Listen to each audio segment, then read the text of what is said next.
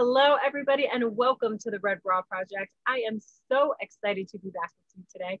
We have an incredible guest that we're so excited to learn about her story and her mission out there in life and kind of what has brought her to today. And so before I introduce her, you may notice I'm flying solo today. My amazing co-host cannot make it, but Shauna says hello to everybody, and she's so bummed, but she'll be sure to catch the replay. So welcome to episode number 68. And as I said, we are so excited to meet Metra Rowe and introduce her to all of you guys. She's a consultant, coach, mentor, literally just helping others to become the best version of themselves through equity, diversity, and inclusion, and all kinds of initiatives. So we are so excited to meet you, Metra. Welcome to the Red Bra Project.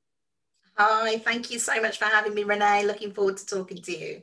Yes, we are just so honored. And there's so many places we can go with our conversation, but why don't we start off by learning a little bit about your background, where you're from, where you grew up, and kind of, a little bit about yourself personally. Okay, well, I am originally from the Middle East. I was born in a small country called Bahrain, which is just across the water from Saudi Arabia. And lots of people will know this as being the banking hub of the Middle East over the years. It's not really a tourist destination, but it's definitely known for banking. And I was born to Arabic parents, my mum and my dad, who their parents were from Iran originally. So I've got kind of a mixed background in terms of Middle Eastern, sort of Iranian, Arabic, and my dad is the oldest of 10 children. And from a very young age, he took care of his siblings because my grandfather wasn't around. And his first marriage to my mother failed, and he married an English lady, which is what brought me to the UK. So in my early years of sort of around about 7, 8 years old, I came to the UK for a few years. And then after that, I went back to the Middle East. And then when I was old enough, I was in my 20s, I decided that the Middle East was not going to be a place that I could flourish, and made a choice to come and live in the UK. And as I said, as a resident, I could do that. And the rest is history. I met my husband after 3 years of being here, and yeah, kind of just made my life here. And I've kind of, that flourish that I was looking for, I got here. Wow. So you just knew where you had to go, and just kind of what wasn't the right place for you to settle down and call home once you were able to make those decisions as an adult. Yeah, it was one of those moments. I was 21 and I was working after university. I made some decisions around what I wanted to do with my life, and I wanted to be a career woman and not to have children. And in the Middle East at that time, and still really now, it was frowned upon to not really want to settle down and have a family. It's almost as though you have a sell-by date in the Middle East. By the time you're 25, you're on the shelf for life if you don't get married. And I was a bit of a rebel, quite scrappy, to be fair. So if somebody said to me I couldn't do something, then I almost had to prove to them that I could. And so my famous words were, watch me, watch me do it. I love that. And especially, I know that you talked a little bit about kind of defying societal norms and going all the way against what's expected of you. And it sounds like that's just something that innately is in you. And it is a challenge. And it sounds like you take those challenges on with an open heart and mind, and making a move like that at 21. A lot of people at 21 and, in the United States move away, come back home, that kind of thing. But that's a very confident decision to make. Yeah, I didn't think I realized, or I didn't see the danger or the kind of risk of moving countries. I just saw opportunity to live a life that I wanted, to become fulfilled as an individual, and to be treated equally, really. And I think that's what I was missing in my life. I was missing the opportunity to be the best version of myself. Wow. And so I think that is what drove me towards the career I have now, really. I wouldn't say it was a conscious decision towards this career, but I sort of fell into it and realized this is what I'm meant to do. This is my calling in life, helping others really see that actually if you want it and you want to do it, and if you want to make it happen, you can, if you surround yourself with the right individuals, the right people, equip yourself with the knowledge and lots of other things. And there are challenges along the way, but yeah, I think that was my thinking. Mishra, that is so good. That is so good, because even to hear you reflect back on then, you knew you wanted to be treated equal. You wanted to go to a land or, a place where there was more opportunity for you, and not where you were expected to expire at 25 years old just because of societal norms. That is so just inspirational. Tell us a little bit about, so you said you kind of fell into this line of work, but what did you do to lead you to that point, and how did you discover this is where you were meant to be? Well, I started my life in advertising, sales and marketing. I did business management at university and went into sort of commerce. And in that part of the workplace at the time, you had to be one of the boys to make it, or so I thought. You had to sort of walk the talk and behave as ruggedly as the men to be successful. And then I met a lady who introduced me to the concept that actually I could be exactly who I wanted to be and be just as powerful without having to put any of the bravado on. And it was insightful. And she opened up a doorway for me where I was able to sort of kind of take a peek into what a role model looked like. I didn't have a role model really growing up, a female role model. And I didn't realize that's what I was missing. And this lady is in the line of work that I am in now.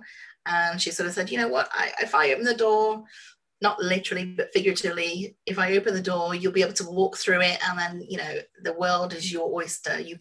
All you have to do is step inside and walk through.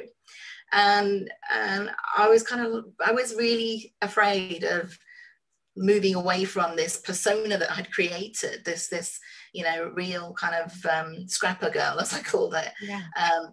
Always on the defensive rather than kind of taking that offensive and stepping out and sort of saying, do you know what, actually I don't think I need to do it this way. I can do it my own way. I can kind of dance to my own tune and I'll still be able to be successful. So as a result of meeting this woman, my life was transformed, and it wasn't just this one woman.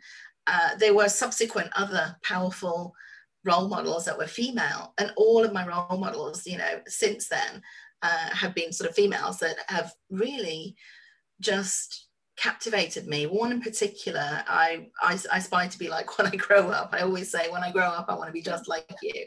And she's a big sister I never had, really. I have a sister, a younger sister, who I adore. But being the oldest, you kind of miss when somebody else isn't an older sister. Yeah. So and that's how I sort of moved into learning and development and organization development and supporting people and people change. Wow, that is such a gift. That's such a gift of opportunity, and you chose to walk through that door. Did you want to give that woman a shout out? Yeah, the lady I'm talking about is a lady called Sally Tanski, and she is just one of the most phenomenal people I've ever met. Both professionally and personally, she inspires not just me, lots of people. And I met her about 11 years ago. I knew instantly it was a friendship for life. She's always there for everybody. But I feel very special each time she talks to me. It feels special, and that's that she just has a way about making you feel that way. Really, it's incredible. Oh, that is so beautiful. That's so beautiful. I love that you shared that. And it's even, I think that not that it means more, but I think it's pretty cool that you were looking for somebody, or you knew that you didn't have a role model per se, and a female role model until later on in life a little bit. But you didn't give up. You didn't quit. You kept pushing forward and doing it in your way, in your style, and then you connected with one amazing woman who led you to several other amazing people. So your circle continued to grow, which is really cool. Yeah, I think what I really realized about the women who have been my inspirers, is that they've all faced adversity, but they haven't come out of that or even entered into that sort of arena of being a victim. They're all sort of facing it head on and saying, okay, what can I do to make a difference? How can I make the life I want? How can I be the person I want to be? And that, for me, as a child growing up, I didn't really think that way. My stepmom, my dad's second wife, wasn't the greatest role model, didn't really want to be a parent, if I'm honest. And, you know, I don't blame her at all. I have no malice towards her. But I do recognize now that actually she just didn't know how to be a mum. And we needed, my sister and I, we needed that. And so consequently, we found our own way. And my dad kind of ended up being our mum and dad, really. Had to wear two hats, which is pretty hard when you're trying to carve a career out and take care of a family. It's pretty hard to do. But so I think these women just sort of showed me that, okay, you know, life is tough and there is a lot that you need to deal with, and it's not going to go away, whether it's family, whether it's friendship, whether it's professional. But there are different ways of dealing with it. And, you know, you don't have to conform, and you don't have to feel like you are so completely different and alienated. So, you know, to be successful. How do you combat some of those feelings, or how do you face some of those feelings? Let's just say it's somebody who's listening in and they want to have the strength and courage to not conform to all of the normal societal roles or what's expected of them, or, you know, they maybe they want to do their own thing, but they don't feel strong enough. What would you say to them for a little bit of advice? I think it's important to recognize in yourself, first of all, that something is missing. And it's important to have a strong network. So if you don't have a strong network, I would say look around for people that inspire you, bring them into your circle, or ask to be in their circle. Often people will be there and guide and support and help you. All you have to do is ask, especially if you don't have that close-knit community or a close-knit family or a support network where you can go to for that the conversation that is, it can be quite raw, quite emotive, and really makes you look inside yourself to see, what am I really afraid of? And the answer often is, I'm afraid of my own self. I'm afraid of just how powerful I can be. That terrifies us as human beings. And that terrified me, the fact that I could actually come out and sort of say, you know, cheeky as it may sound, I am powerful, I'm strong, and I'm a woman, and, you know, hear me roar and all those sorts of things. To say that and feel, even as I said it now, I check myself. So it doesn't ever go away, but to say it and to feel that you're deserving of it. Mm-hmm. So I think that, you know, the first thing is sort of stop and sort of say, actually, I deserve to be confident, happy. I'm a strong person. And you know, if I'm struggling, then I need to find somebody to help me through this process and feel comfortable about it. There's not a weakness there. It's a, you know, it's growth and realization and self-actualization, really. So good. I think that you said something so important in that sentence that I definitely can resonate with. And that is, it's one thing to say something, and it's another thing, it's a whole other world that takes on almost when you say and feel it. And it's almost like you do have to keep saying something, no matter even on the days you don't feel like it, because, you know, eventually you get to that point. And like you said, it still comes and goes for you, because it's not like once you get there, it just goes away, because I feel like it's human to struggle with that. And it's like a muscle. And so I think that's a so important part that you kind of connected those two dots for our listeners. Yeah. I think, you know, a lot of us women sort of have got, you know, we talk about societal norms and the construct of the traditional view of what women should do, what men should do, you know, in terms of the equality ratio, whose job it is to do all these different things. That's never really sat well with me. So, you know I jest about, if somebody said to me, you can't do that, I would say, watch me. And genuinely, I dance to my own tune. You know, my husband and I have an amazing relationship. like everybody else, you know, we have arguments because that's life, and you know, it's marriage and it's a relationship. Wouldn't be normal otherwise. But we are true partners in life, and we have a way of being together. Our relationship is such that some, including my dad, really struggle with it because it's so different to the norm. It's so different to the male as the breadwinner and the woman as the homemaker, or even if you have a job, it's not, you know, the sort of the breadwinning role. It's a job, but you are the homemaker. You take care of the family. And that wasn't the case for us. You know, I didn't have any children. I have a stepdaughter who my husband had from his first marriage. And I was at 26 when we met. I was terrified. How do I deal with a child? Yeah. And my challenges at the time were, I cannot repeat, or I cannot be with this child, this girl, the way my stepmother was with me. Mm-hmm. So I had a real hang up about how I was going to manage this relationship. And for a while, it didn't feel natural and authentic.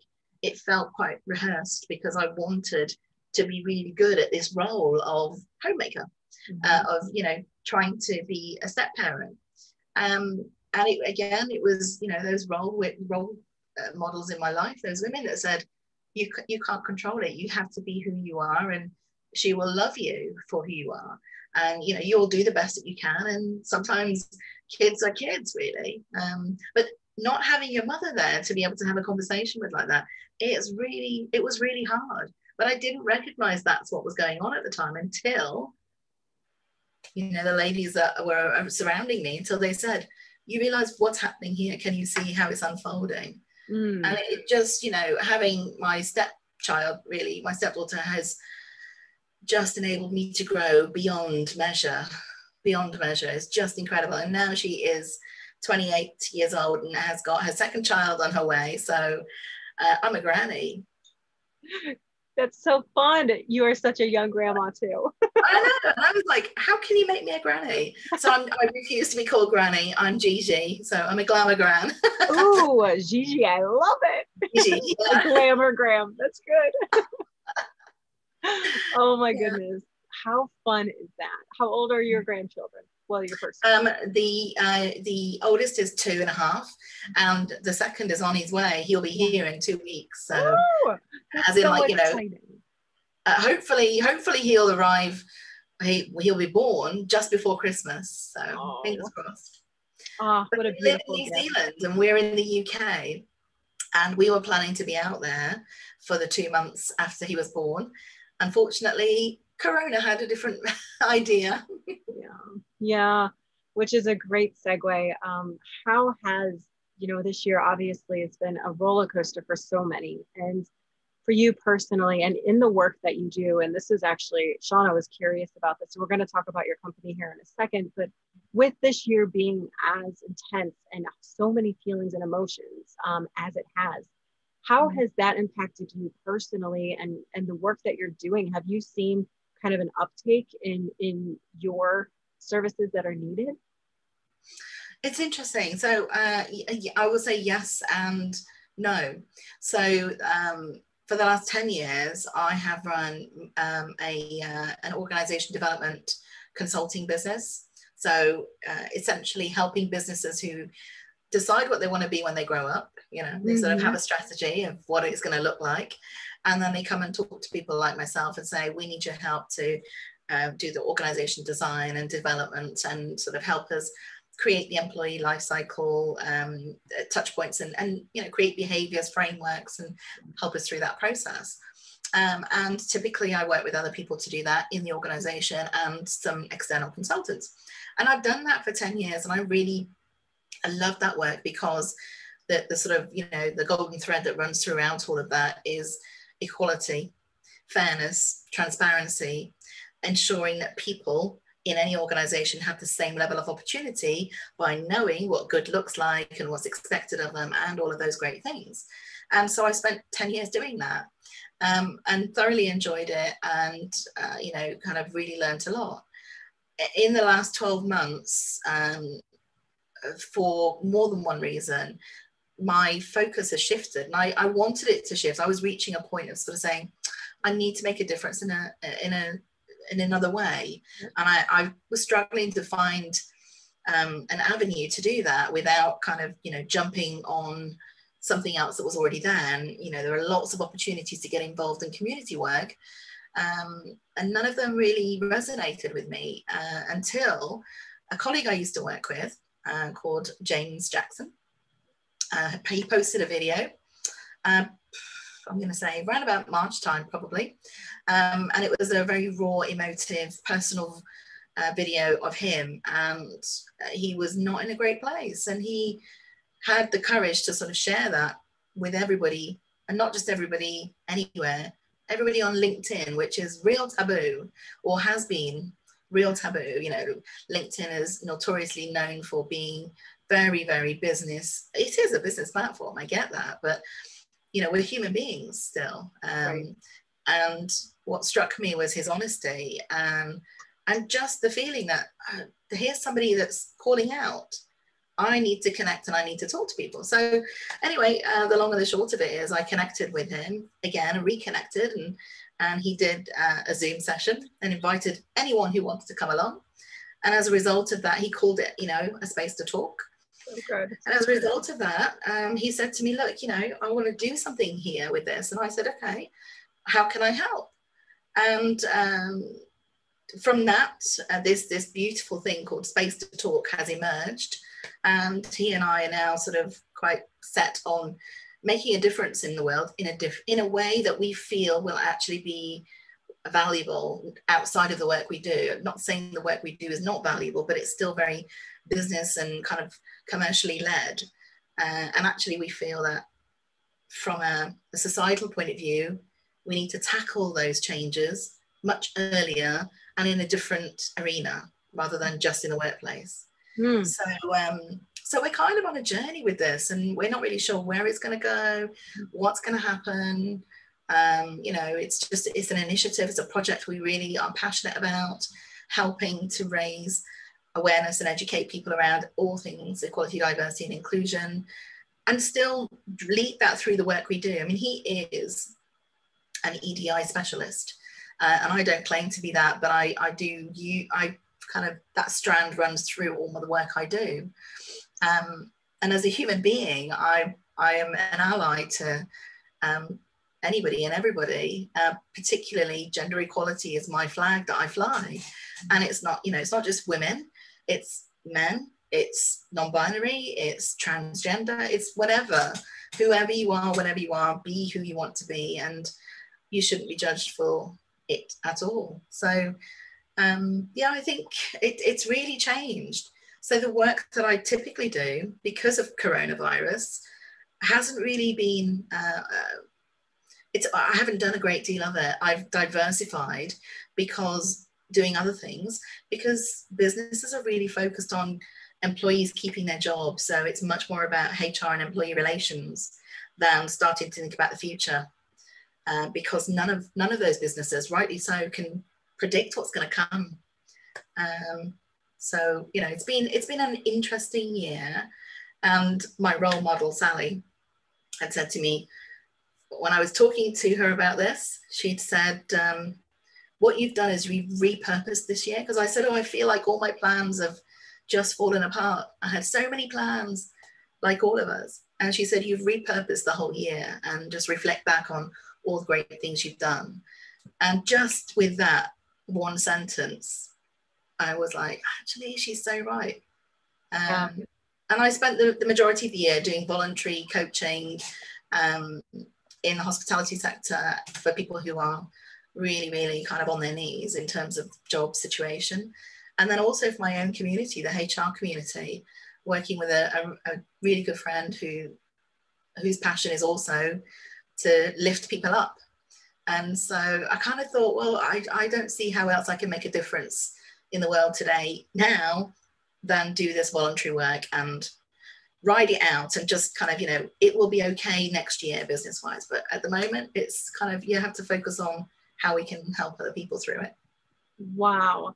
I mean, that share is just so impactful, because I mean, it started with a question about, you know, your company and COVID, and really you just kind of divulged so much that one, it's okay to shift. It's okay to shift passions and to decide, you know what, I enjoyed this, but it's time for me to do something along those lines, but a little bit different, because that's what's going to fuel my soul, you know. And then you connected with somebody who needed you. And that turned into such a beautiful, by the way, I love the name Space to Talk.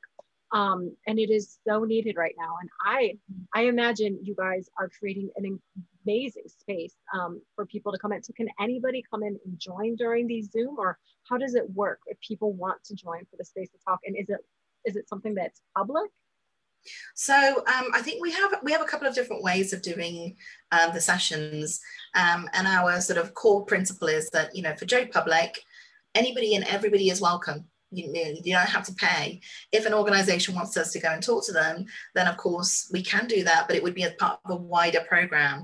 At the moment, a lot of companies are having very knee-jerk reactions to say, come and talk to us about this in isolation. And for us, we are quite happy to say, in isolation, it's not going to work. And so therefore, actually, unless we do it this way, thank you, but it's not for us. Because we're not really subscribing to just sticking a plaster over something. With Joe Public, our plan is so we have got, each month we run a roundtable event, and we have great speakers that come along. We also have got the Space to Talk open sessions that we run. And like you say, anybody can come along to those. And we plan in 2021 to go out into the community and work with schools and in education. In fact, James has already started that. He recently ran a seminar at St. Mary's University here in the UK. And yeah, it was fantastic. He worked with another friend of ours who is a marketing lecturer there, and was specifically looking at how people organizations market to, or don't market to, and isolate the Black population. So there's a lot of ways to get involved, and we're really excited about what's coming up in 2021. So hopefully we'll be able to share that calendar soon. To be fair, it's just trying to fit everything in between doing existing projects and, kind of day jobs, and then sort of thinking, right, I really want to do this stuff. And as you know, managing your time and managing diaries can be tricky at times. It can be. Yes, absolutely. And I think it's really cool how, I mean, you're in the UK right now, I'm in the United States, and, we can connect. Part of what this year, as tough as it has been, I think the ability to connect and learn how to connect in different ways is something that a lot of people have opened up their mind and heart to. And that's helped with people's support bubbles, so to speak, too. And I mean, that is a really positive thing that's come out of this year. Yeah, definitely. I mean, I have made so many new connections, some of who I know I will be connected with for life, and others who you think it's great to have met that individual and that person, but I know actually our paths won't cross that much unless we are in a certain on a certain topic. But yeah, I've met some fantastic, phenomenal people. And again, I met another inspiring woman in Margie Crowe, who has introduced me to you guys. Truly inspiring, and what a force that lady is. So it's great to sort of, and she's in America, and I've never met her face to face like you, like so many people this year. None of us have met face to face, but we are building deep and meaningful relationships. It's the most bizarre thing, don't you think? It's bizarre, but yet powerful. Like, it's really just really powerful. Hard to describe it without kind of going through it. And one of the ways that you end up going through it is by putting yourself out there, so to speak, or making the connection and taking the time. And then just thank goodness. I mean, Margie did connect us. I was going to give her a shout out. She was one of our Red Raw guests, Margie Crowe, and she has an amazing story. She is such a strong, powerful woman, and she is doing amazing work herself. We loved that she talks about passing the ladder down and what she does as a role model for others. And it's just so we're growing it, and that's a positive ripple effect. Yeah, Yeah, I mean, I'd not heard of the Red Bra Project, to be honest with you, until Margie told me. And then when I had a look at your website and looked online, it was just, wow, look at all those amazing people. Yeah. So yeah, I'm really, delighted for you that this work is kind of, bringing all those special women out into the open. Yeah. Thank you so much. Yes, we have an amazing community, and even a lot of our community who haven't been guests yet, but that enjoy the stories and learn from them and share them. And that's the power of sharing the story is, it holds so much power, and then you can share it out and help. If it helps or touches just one person's heart or gives them some hope, I mean, that is huge. So yeah. And then obviously you kind of, you're global. You're not just sort of US. you're hitting the world here. Yes, it's very exciting. And again, thank goodness for technology. So Metra, you talk a little bit about your hero, and I would love to talk about him a little bit. You kind of mentioned him a little bit, but let's hear a little bit more about your hero.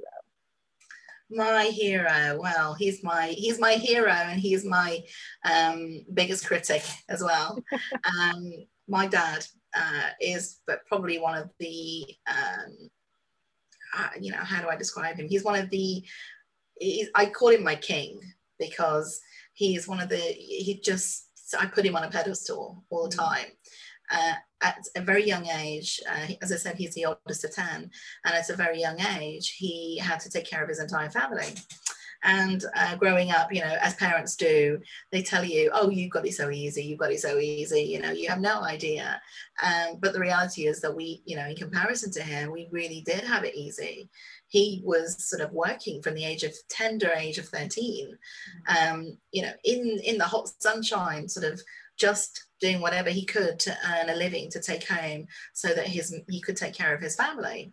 And that's kind of carried on throughout his life. But he put himself through school, and he kind of came to the UK for university and became an engineer, and ended up running a power station, and then retired at 50. He worked really hard to make sure that his children, my sister and I, had the best possible start in life. And whilst I am a very feisty young lady, well, I was a young lady, but I'm a very a young lady. You are a young lady. I attribute all of that down to him, really. He sort of broke the mold of traditional Arabian life. Being the oldest of 10, nobody would question him, of course. When he married a Westerner, and marrying a British lady, who didn't, she didn't have to, he didn't force her to change her religion. He took her as she was, loved her for who she was, and kind of built a life with her and with us. And we were raised bicultural. So growing up, he allowed us that space, which was unheard of really back then, particularly because by blood we were pure Middle Eastern. We weren't even sort of mixed heritage in that respect. And he allowed us the space to find out who we were, to become, ourselves, and grow into the people that we are today. Clearly, as I say, we didn't have female role models, which is why I say he was my mum and my dad. Yeah. My stepmom didn't really understand how to encourage and how to allow you to grow and how to push you. But he knew that he had to be tough on us, but in the way that, he only wanted the best for us. Mm-hmm. And he kept saying, you can be anything you want. There's no such thing as can't. And that's where he comes from. You can be anything you want if you put your mind to it. So that's my mantra through life. There's no such thing as can't. This guy who raised his family of 10 and took care of his mother, put himself through school and did all of this. And I of course I can do it. I can do it. Yeah. So he gave me belief in myself. And yeah, he got a lot of stick for it. I'll give you that. He got a lot of stick from his colleagues, from his family, because he allowed us to wear Western clothes. I had short hair. In fact, I've had short hair for pretty much most of my life until COVID, when the salons just closed. Yeah. And so my hair was growing, and I just decided after 6 months, I'm just going to let it grow now. So, but up until now, since I was very, very young, my hair was short, very short. So yeah, kind of, he just gave us the space and the opportunity to become the people we are today. And as I say, he's my biggest critic, because he's always saying to me, you can do more, you can do better. And he's very proud of me and my sister, and I know that, but he's also, come on, more, you can do more, keep going. Mm-hmm. Don't stop there. So he's always pushing the boundaries for us, because he wants the best for us. But as a child, you really don't understand that. You really don't see that, as kids. But he's always been my hero in that respect. Yeah. It's funny what we can see as we get older and we look back, and we remember those messages or those examples that our parents were setting for us, or the people, our aunts, our older siblings, our adult role models were setting for us. Yeah. It's reflection is really powerful, isn't it? And I think this year more so than ever has given us that opportunity to stop and reflect, and hence why lots of us have made decisions to reshape some of the things that we do in life. And I miss so many things about my old life, as I call it. Yeah. But I'm not longing to get back to everything. I'm wanting to work more towards a new life, a life that's very purpose-led. And it's not that I've not had purpose before, but the purpose is different now. What I want to do and how I want to give back is different. Of course, we still have to work, and I still enjoy the work I do. And, the work that we do in business, that doesn't go away. But the purpose, and the sort of working with organizations that have the same value sets and that really want to make a difference, not just say they want to make a difference, it's really important. Yeah, I agree. And it's kind of like this year has opened up to a lot of things that were out of our control, but also has given us the opportunity to sift and kind of to sift and pick and choose what we want to move forward with. Maybe, it really is an opportunity to start from a blank slate in so many ways. And some, it's because we are forced to, because either the careers are no longer there at this time, or the jobs, or, we are doing everything underneath one roof as far as living, working, homeschooling, having your own relationship. It's been a lot. So that's a great perspective. Yeah, thank you. Yeah. And I think a lot of us are in that space and have had the opportunity to stop and reflect and pause, and then, kind of come out after, well, certainly for us here in the UK, after the first lockdown, to come out and sort of say, okay, so what are we going to do different? Right. Oh, yeah. How do I make this thing that I want to be involved in, or the thing I want to do, how do I make that happen? Yes, so good. Speaking of which, I love your perspective about you can make anything happen if you align yourself with what the tools that you need, or you just, if something doesn't work, you're going to try a different connection, or you're going to try a different resource, or you're going to try a different approach. And it sounds like you don't give up easily, which is that feistiness and that drive and grit and resilience. And it is just so powerful. And what is a piece of advice? You are just full of wisdom, but what is a piece of advice that has really stayed with you through your whole life? Oh gosh. I'm sort of trying to think now. I think, I kind of keep going back to my dad with his point of view around have you belief in yourself, and don't let anybody else stand in your way. If there are people that are out there saying to you that you can't do this, or it's not possible, find a way around it and maneuver around it. Stay positive, remain resilient, and don't let life knock you down. And it's easy for all of us to let that happen, and to believe in yourself. I think self-belief and self-value is really, really important.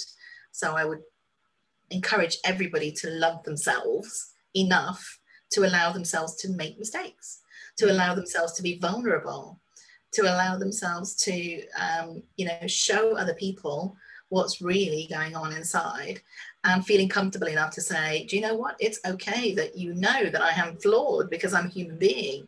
And it's also okay to know I don't know everything. I have not got the answers. I need help. I need all of you around me to sort of share and guide and give me a wisdom. So, you know, that sort of, that's a bit of advice I would give to anybody, really. Don't be afraid of what could be just because you're concerned about what people might think. I love it. That is so good. We are going to go into our kind of our theme question, and that is, you have so much that you've shared with us throughout this conversation, and thank you so much. And there are so many red bra moments in everybody's lives, whether you actually think about it and reflect on it, or you stumble across it and you look back and you're like, wow, I can't believe I made it through this. Or, you know, at different times in your life, it can be smaller things, but in that moment, that was a big thing. So what is one red bra moment that you have that you got through and you really came out, or you were going through it, and like you said, you kept the mantra from your dad in your mind and in your heart, but that you got out and you're like, dang, Metra, you rock, girl? Yeah, like you say, there are lots of them. A significant one for me is that about 5 years ago, I had cancer, and I was, you know, running a successful consulting business. I was working heavily, and I decided that I wasn't going to let this cancer get me down. I wasn't going to let it beat me. And I was working with my friend and colleague and, you know, my role model, Sally. And I remember saying to her, I told my doctor, my consultant, that the surgery can happen between this date and this date because I have work to do. And that's not a lie, I did. And my red bra moment, I suppose, kind of from that was that, you know what, there is nothing that's going to hold me back from living life. I've always lived life to the full is how I see things. And, you know, just to be able to be in a position where I felt fortunate enough that I knew I would, it was a thyroid cancer. So it wasn't life-threatening, thankfully. It was treatable, and I was treated, and I'm in remission, and I'm fine. But, you know, there were so many other people around me that were not so lucky and not so fortunate. So my red bra moment there was, I as a female, I didn't let it stop me. As a wife, I didn't let my husband down. I was still there for him, and he was just incredible throughout this process. But also, I can be powerful and strong and be vulnerable at the same time. That was the moment for me when I realized that, you know, that having 5 weeks off and going back to work and through treatment wasn't the end game. It wasn't really what it was all about. But I needed to, it was actually my friend who said to me, when you have to take time to stop and process this. And, you know, so again, that was the whole, I can still be strong and vulnerable at the same time and still be successful. Metra, that is so good. Thank you so much for sharing that. I'm so glad your health is in a good place right now, and it's going to stay there. And that is such a beautiful red bra moment. Thank you. Thank you. So tell our listeners where they can connect with you, and even find space to talk. Where's the best, best place to go out and reach out and get more information? Well, I think, if you want to connect in, of course, I'm on LinkedIn, but Space to Talk is probably a really good arena for you guys, for everybody to sort of hook in. If you're interested and want to talk to me or to James about anything that is related to equality, diversity, and inclusion, and specifically to help for us to help you, or you to help us share a message with the world or any audience that we can touch around that space, to educate people on how to just be better human beings, how to be more human with each other, and really be more kind of accepting of the difference and embracing of the difference. So good. Kindness always wins. Yeah. So we are hashtag Space to Talk on LinkedIn, on hashtag Space to Talk on Instagram, and we're also on Twitter. And although we're not really that active on Twitter, I will say, but we're more active on LinkedIn and on Instagram primarily. And you can reach us on at Space to Talk on Twitter if you want to. We've also got an email address that is just spacetotalk@outlook.com. And you know, I'm sure you'll put a link into the feed that people can get to as well. Yes, absolutely. We're going to make sure to pop in all the ways that people can connect with both you and James in Space to Talk. And thank you so much for being our guest. It's such an honor to have you as part of the Red Raw community. And your story is amazing. I know without a doubt it's going to touch somebody. Well, thank you so much. It's been an absolute pleasure. And yeah, I look forward to speaking to you again soon. For sure. And before we close out the show, we end every show with a quote. So the quote we chose for you tonight is, "Every thought we think is creating our future." Louise Hay. And I have a feeling that you've heard that one before, but I also have a feeling you're able to resonate with that quite a bit. Definitely.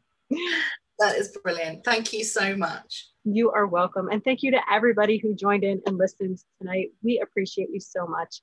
If you know somebody who needs Metra's story in their life, please share with them. Make sure to subscribe wherever that bell is to the Red Raw Project YouTube channel. Come on over and hang out with us at the Red Raw Project on Instagram. That's where a lot of our activity happens. And of course, you can always go to the redrawproject.com to either read about all of our amazing guests in a blog format or to watch them on our YouTube show. So thank you, everybody. We appreciate you and have a great night. Bye-bye. Bye.